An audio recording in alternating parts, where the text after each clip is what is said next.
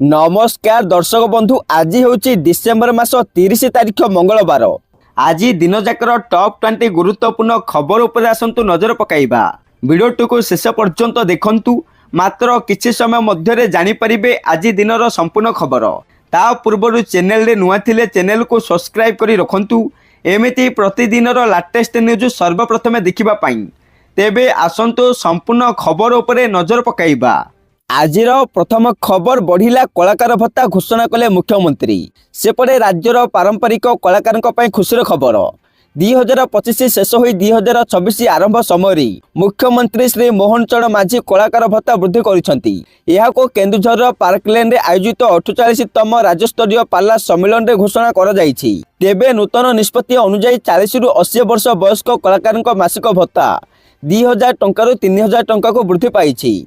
ଯେଉଁଠାରେ 80 ବର୍ଷରୁ ଅଧିକ ବୟସର କଳାକାରଙ୍କ ଭତ୍ତା 2500 ଟଙ୍କାରୁ 3500 ଟଙ୍କାକୁ ବୃଦ୍ଧି କରାଯାଇଛି। ଏହା ଦ୍ୱାରା ରାଜ୍ୟର 47,704 ଜଣ କଳାକାର ଓ ସେମାନଙ୍କ ପରିବାର ବର୍ଗ ଉପକୃତ ହେବେ। ଆଉ ଏହି ଅବସରରେ ମୁଖ୍ୟମନ୍ତ୍ରୀ କହିଛନ୍ତି ଓଡ଼ିଆ अस्मिता ସଂସ୍କୃତି ଓ ପାରମ୍ପରିକ କଳାର ସୁରକ୍ଷା ପାଇଁ ଏହି ପଦକ୍ଷେପ ଗ୍ରହଣ କରାଯାଇଛି। ଏହି ବୃଦ୍ଧି କଳାକାରଙ୍କ ଉନ୍ନତି ଓ ସମ୍ମାନକୁ ଆଗକୁ ନେବାରେ ସାହାଯ୍ୟ କରିବ। परवर्ती खबर रूपा दर में बड़ हाट 1 घंटे 21,500 टंका खसला रूपा। गतकाली रूपा बजार अद्भुतपूर्व अस्थिरता देखा। सकाଳେ इतिहास सृष्टि करथिबा रूपा दर किलोग्राम प्रति 2,54,000 टंका को पहुंची। यह सहित निवेशक मानक मध्य भारी उत्साह देखा देइथिला एवं 2025 वर्ष रूपा पाई रेकर्ड उच्चता सहित शेष हेब बोली आशा करा जाउथिला। सेपटे मल्टी कमोडिटी एक्सचेंज रे सोमवार रूपार फ्यूचर्स मूल्य 2,54,174 टंका पर्यंत उठिथिला। किंतु एही उत्साह अधिक समय रही पाला नहीं। मात्र गोटे घंटा मध्य रूपा दर किलोग्राम प्रति 21,500 टंका हाट्स पाई 2,32,663 टंका को खसी आसीथिला। सेपटे बजार विश्लेषक मानक अनुसार रेकर्ड सर्वोच्च स्तर में पहुंचवा पर बड़ व्यवसायी और संस्थागत निवेशक माने लाभ सुरक्षित करने उद्देश्य प्रॉफिट बुकिंग लाभ करथिले। यह फल बजार बिक्री चाप हठात वृद्धि पाइथिला। परवर्ती खबर बांग्लादेश पुणी हिंदुओं उपर आक्रमण, घरे निया लगेले दुर्बृत्त। सेपटे बांग्लादेश रे संख्यालघु हिंदू मान विरोध में हिंसा घटना थमिबार ना नेउना। डिसेम्बर 27 तारिख में फिरोजपुर डोमरीटोला गाँव में साहा परिवार घर को दुर्बृत्त माने निया लगाई देइथिले। घटना समय परिवार लोके घुमुथिले, हेले समय पलाई जाई प्राण बंचाई पारिथिले। एही अग्निकांड रे घरकरणा सामग्री संपूर्ण नष्ट होइथिला बेले किछि पशु मध्य मृत्युवरण करिसंती। घटना को नहीं लिखिबा तस्लिमा नसरीन सोशल मीडिया रे प्रतिक्रिया दे यहाको हिंदू विरोधी आक्रमण बोली कहिसंती। पुलिस एही मामला रे 5 जण संदिग्धों को गिरफ्त करथिला बेले अन्य मान को धरिबा पई तदंत जारी रहिछि। संप्रति राउजान अंचल रे मध्य एकाधिक हिंदू परिवार घर पोड़ी दिया जाइथिबा रिपोर्ट मिली। परवर्ती खबर ओडिशा रे कोर्ट कार्य ओडिया रे करिबा पई आह्वान कले धर्मेंद्र प्रधान। हाँ आज्ञा, ओडिशा समस्त कोर्ट रे कार्यकारी भाषा भावे ओडिया व्यवहृत हेले समाजर सब वर्गर लोक उपकृत हेबे बोली कहिसंती केंद्र शिक्षा मंत्री धर्मेंद्र प्रधान। सोमवार संबलपुर आयोजित ऑल ओडिशा लॉयर्स एसोसिएशन 54तम वार्षिक सम्मेलन से कहिथिले मातृभाषा ही अभिव्यक्तिर सबुठारु सहज माध्यम एवं भाषार प्रतिबंधक दूर हेले साधारण लोके न्याय पाइबार सुविधा हेब। श्री प्रधान आहुरी कहिथिले भारतर न्याय व्यवस्था को साधारण लोकों पाखक नहीं जावा पई एहाको मातृभाषा आधारित करबा आवश्यक। से ओडिया आईनजीवी मानक बौद्धिक क्षमता को प्रशंसा करी उत्कल गौरव मधुसूदन दास को एहार श्रेष्ठ उदाहरण बोली उल्लेख करथिले। परवर्ती खबर जीरो नाइट सेलिब्रेशन 18 स्थान रे पुलिस छाउनी। सेपटे नुआ वर्ष जीरो नाइट सेलिब्रेशन को सुरक्षित करबा पई पुलिस ब्लूप्रिंट जारी करिछि। शहर 15 प्लाटून फोर्स मुतयन सह 31 तारिख संध्या 7टारू राति 2टा पर्यंत ब्लॉकिंग और चेकिंग हेब। मद्यप चालकों को कौन छाड़ मिलबनी। शहर 18 मुख्य स्थान रे चेक पोस्ट खोल 5 अतिरिक्त डीसीपी 8 एससीपी सहित शताधिक पुलिस कर्मचारी सुरक्षा दायित्व नेबे। मास्टर कैंटीन कल्पना छक रसुलगढ़ खंडगिरी सह विभिन्न पर्यटन स्थल और पार्क रे सादा पोशाक पुलिस नजर रखेबे। ब्रेथ एनालाइजर जंत्र जोगे मद्यप जांच जोरदार करा जायछि। शनिवार राति 51टी स्थान में मद्यप चालकों को अटकाई जरिमाना करा जायछि। आजिर प्रथम खबर पिलांक पई बड़ खबर। एणिकी छात्र छात्री माने प्रार्थना पर खबर कागज पढ़िबे।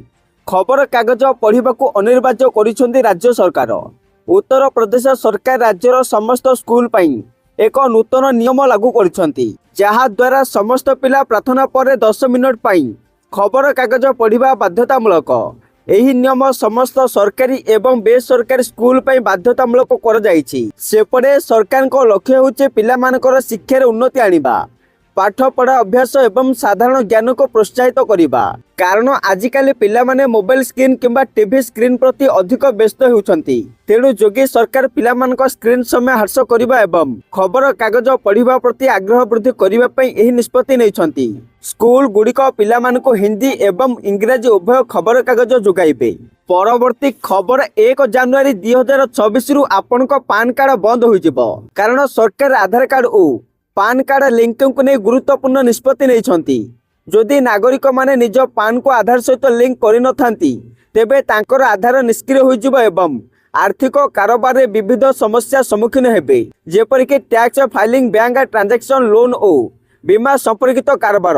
निष्पत्ति अनुसार जदि पान आधार सहित लिंकिंग न होइथाय तेबे 31 डिसेंबर 2025 पर जरिमाना एवं बैंक और आयकर सेवार बाधा सम्मुखीन हेबे।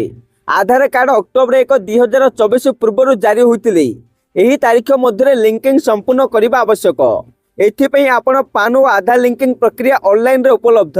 आयकर विभाग ऑफिशियल वेबसाइट रे लिंक आधार विकल्प चयन करी पान आधार नंबर एवं पंजीकृत मोबाइल नंबर द्वारा ओटीपी माध्यम संजोग करा जाय परिबो। आउ पान निष्क्रिय थिले 1000 टंका जरिमाना देबाको पड़ी पारे। परवर्ती खबर आसंता 4 दिन पर्यंत कलबल करिबो शीत। घन कुहुड़ी नहीं एही 4 जिला पे अलर्ट जारी।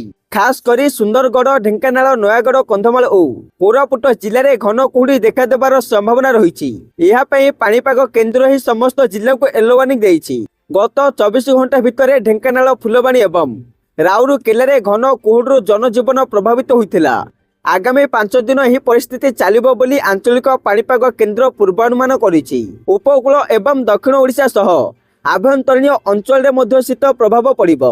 सेपटे जी उदयगिरी सर्वनिम्न तापमात्रा 4.4 डिग्री सेल्सियस रेकर्ड होइछि, जेउठारे गतकाली सर्वनिम्न पारद 7.8 डिग्री सेल्सियस थिला।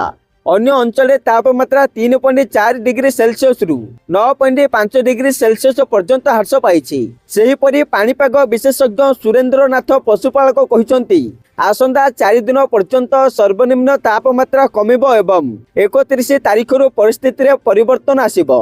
तेणु सर्वसाधारण को सचेतन रहिबा आवश्यक, साजसज्जा रखिबा को पाणीपाग केन्द्र कहिछि। परवर्ती खबर कांग्रेस भवन में 140तम प्रतिष्ठा दिवस। डबल इंजिन सरकार उपरे बरसिले पीसीसी सभापति। सेपटे भारतीय जातीय कांग्रेस 140तम प्रतिष्ठा दिवस कांग्रेस भवन में पालित होइछि। कार्यक्रम में राज्य कांग्रेस सभापति भक्तचरण दास पताका उत्तोलन करी कांग्रेस कर्मी और नेता ओडिशार स्वार्थ रक्षा आगो को लड़ाई जारी रखा आह्वान करिसेंती।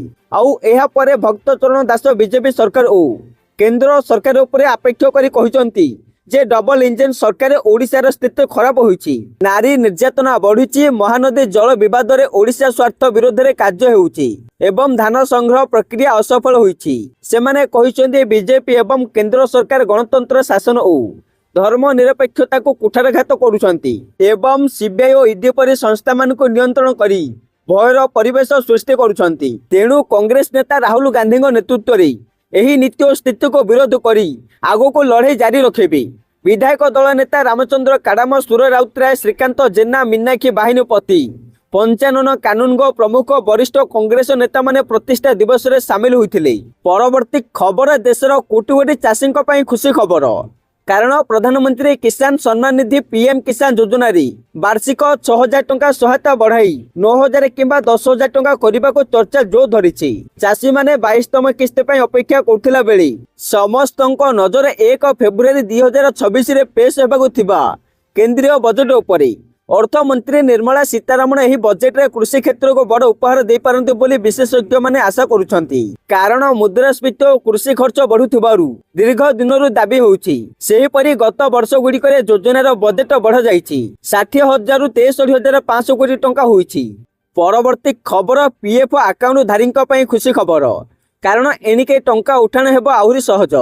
सेपटे एने श्रम मंत्री मनसुख मांडविया घोषणा करिसेंती जे देशर सबु ईपीएफओ कार्यालय गुड़िक पासपोर्ट सेवा केन्द्र पर सिंगल विंडो सर्विस सेंटर रे परिणत कराजिबो। दिल्ली रे एहार पायलट प्रोजेक्ट आरंभ होई सारिछि एवं शीघ्र देशव्यापी लागू हेबो। पूर्वरु कर्मचारी माने केवल निज कंपनी सहित जड़ित आंचलिक ऑफिस को जाई दाबी केवाईसी बा अभियोग समाधान करि पारुथिले।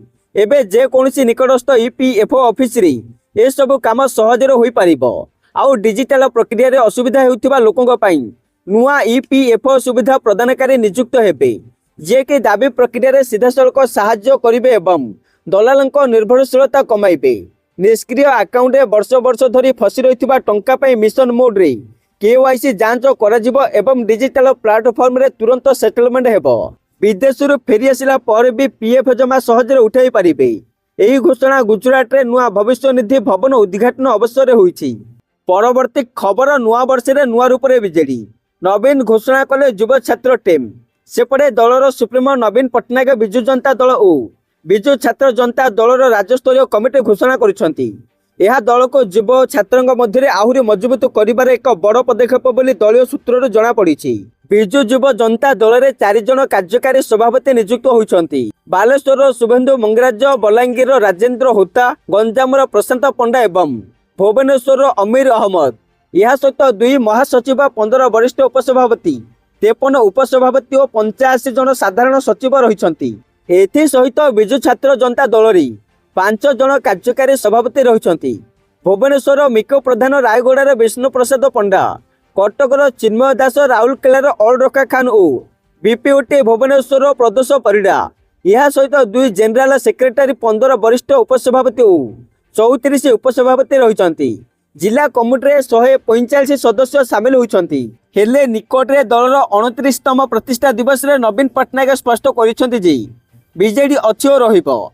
दल भांगिजिबा बोली गुजब को कड़ा जवाब दे कहिछंती आगामी 100 वर्ष पर्यंत ओडिशावासी स्वर होई रहिबो बीजेडी। परवर्ती खबर अंगनवाड़ी कर्मी और सहायिका ପାଇଁ खुशी खबर। कारण 2026 मसीहा पूर्व दरमा वृद्धि एवं अन्यान्य सुविधा मिलवा निश्चित होइछि। सरकारी अधिकारी सहित अंगनवाड़ी संघ उच्चस्तरीय बैठक यह स्वीकृत होइछि। बैठक में मजूरी और मोबाइल भत्ता द्विगुणित करने उपर सर्वसम्मति होइछि। मोबाइल भत्ता 2000 टंका 4000 टंका को वृद्धि करा जिवो। आउ अतिरिक्त चार्ज रे काम करथिबा कर्मी माने नूतन वर्ष रे यह सहित सीबीई पांठी पाइबे। प्रत्येक केन्द्र पर फर्निचर निमंते डीपीएफओ को 10,000 टंका जारी करा जाइछि। सेहीपरि जरूरीकालीन छुट्टी अधीन 20टी छुट्टी ह्रास नहेबा निश्चित होइछि। यह सहित सीबीई ह्रास संपर्क में केंद्र सरकार सहित आलोचना कर प्रतिश्रुति मिली। नूतन वर्ष रे एही सुविधा और दरमा वृद्धि अंगनवाड़ी कर्मी माने पाइबाकु जाउछंती, जहा तांकर खुशीर कारण हेबो। परवर्ती खबर एणिकी ऑनलाइन सहित ऑफलाइन रे भी पैठ करिहेबो ई चालान। लोकंक सुविधा को दृष्टि रखी नगद अर्थ ग्रहण पर आरटीओ को निर्देश दिया जाइछि। आंचलिक परिवहन कार्यालय रे स्वतंत्र भावे अधिकारी को दियाजिबो दायित्व। मोबाइल नंबर अपडेट नथिबारु ओटीपी पाउ नथिबा व्यक्तिଙ୍କୁ हेबो सहायक। दुर्बल इंटरनेट अंचल रे लोकंको मध्ये यह सहायक हेबो। एने राज्य परिवहन प्राधिकरण पक्षरु सूचना दिया जाइछि। ऑनलाइन रे पूर्व भली ई चालान .परिवहन.gov.in रे ई चालान पैठ करि हेबो। परवर्ती खबर पुरी रे भक्तंक प्रबल भीड़, प्रशासन नेला बड़ निष्पत्ति। वर्तमान डिसेंबर मासर शेष दिन गुडी करी पुरी जगन्नाथ धाम रे भक्तंक संख्या रे तीव्र वृद्धि परिलक्षित होइछि। अधिकारीक अनुसार एही वर्धित भीड़ 2026 नूतन वर्ष जनवरी पर्यंत जारी रहिबो बोली आशा कर जाउछि। 60 प्लाटून पुलिस कर्मी को नहीं एक शक्तिशाली बाहिनी को नियोजित करा जिवो। शांति श्रृंखला बजाय रखिबा पई प्रशासन कठोर ट्रैफिक डाइवर्सन, निर्दिष्ट पार्किंग जोन, बैरिकेड एवं सार्वजनीन संबोधन व्यवस्था करिछि। असामाजिक आचरण विरुद्ध रे शून्य सहनशीलता नीति कार्यकारी हेउछि। शांति बजाय रखिबा, महाप्रभुଙ୍କ दर्शन करिबा सह बेलाभूमि बुलिबाकू निवेदन करा जाइछि। नववर्ष पूर्व दिनर भीड़ को दृष्टि रखी श्रीमंदिर परिसर बेलाभूमि पर्यंत सुरक्षा व्यवस्था कड़ाकड़ी करा जाइछि। प्रमुख स्थान रे अनेक प्लाटून पुलिस एवं वरिष्ठ अधिकारी को मुतयन करा जिवो। परवर्ती खबर ओडिशावासी खुशी खबर। कारण राउरकेला रे केंद्र शिक्षा मंत्री धर्मेंद्र प्रधान 200 कोटी टंकार अधिक मूल्यर प्रकल्पर लोकार्पण और शिलान्यास करिसंती। एथि सहित 35 कोटीर इंडोर स्पोर्ट्स कॉम्प्लेक्स उद्घाटन, सिविल इंजीनियरिंग भवन, 500 शଯ୍या विशिष्ट छात्री निवास और अतिथि भवन शिलान्यास सामिल। धर्मेंद्र प्रधान कहिसंती ଏନ୍ଆଇଟି ଛାତ୍ରଛାତ୍ରୀମାନେ କ୍ରୀଡ଼ା ସୃଜନଶୀଳତା ଓ ସାଂସ୍କୃତିକ କ୍ଷେତ୍ରରେ ନୂତନ ଶିଖରରେ ପହଞ୍ଚିବେ। ପୁରୁଣା ଛାତ୍ରଙ୍କ ପ୍ରତିଷ୍ଠିତ କୁରାଟିଆ ଟେକ୍ନୋଲୋଜି ଭାରତୀୟ ନୌସେନାକୁ ଅଣ୍ଡର ୱାଟର ରୋବୋଟିକ୍ସ ଯୋଗାଇବ। ସହଯୋଗରେ ରାଉରକେଲା ଷ୍ଟିଲ୍ ପ୍ଲାଣ୍ଟ 2030 ସୁଦ୍ଧା 9.8 ମିଲିୟନ ଟନ୍ ଷ୍ଟିଲ୍ ଉତ୍ପାଦନ କରିବାକୁ ଯୋଜନା କରିଛି। ପ୍ରାୟ 40,000 କୋଟିର ପୁଞ୍ଜିନିବେଶ ସହିତ ଏହି ପ୍ରକଳ୍ପ ଏନ୍ଆଇଟି ରାଉରକେଲା ଭାରତର ଅର୍ଥନୀତି ଓ ଶିକ୍ଷାର ମୁଖ୍ୟ ସ୍ତମ୍ଭ ହେବ ବୋଲି କୁହାଯାଉଛି। ପରବର୍ତ୍ତୀ ଖବର ସମ୍ପତ୍ତି ବିବରଣୀ ଦେବେ ଆଇଏଏସ୍ ଅଫିସର, ନହେଲେ ପଦୋନ୍ନତି ବନ୍ଦ। କାରଣ ସମସ୍ତ ଆଇଏଏସ୍ ଅଧିକାରୀଙ୍କୁ କେନ୍ଦ୍ର ସରକାରଙ୍କ ତାଗିଦ। ସମ୍ପତ୍ତି ବିବରଣୀ ନଦେଲେ ହେବ କଡ଼ା କାର୍ଯ୍ୟାନୁଷ୍ଠାନ। ଜାନୁଆରୀ 1ରୁ 31 ତାରିଖ ଭିତରେ ସମସ୍ତ ଆଇଏଏସ୍ ଅଧିକାରୀ ସମ୍ପତ୍ତି ତଥ୍ୟ ଦେବେ, ନହେଲେ ପଦୋନ୍ନତି ସହିତ ଅନ୍ୟ ଶୃଙ୍ଖଳାଗତ କାର୍ଯ୍ୟାନୁଷ୍ଠାନ ପାଇଁ ଚେତାବନୀ ଦିଆଯାଇଛି। ଏଥିପାଇଁ ମୁଖ୍ୟ ଶାସନ ସଚିବଙ୍କୁ ଏନେଇ କାର୍ମିକ ଓ ପ୍ରଶିକ୍ଷଣ ବିଭାଗର ଚିଠି ହୋଇଛି। ସମସ୍ତ ଆଇଏଏସ୍ ଅଧିକାରୀଙ୍କୁ ଅବଗତ କରିବାକୁ ନିର୍ଦ୍ଦେଶ ଦିଆଯାଇଛି।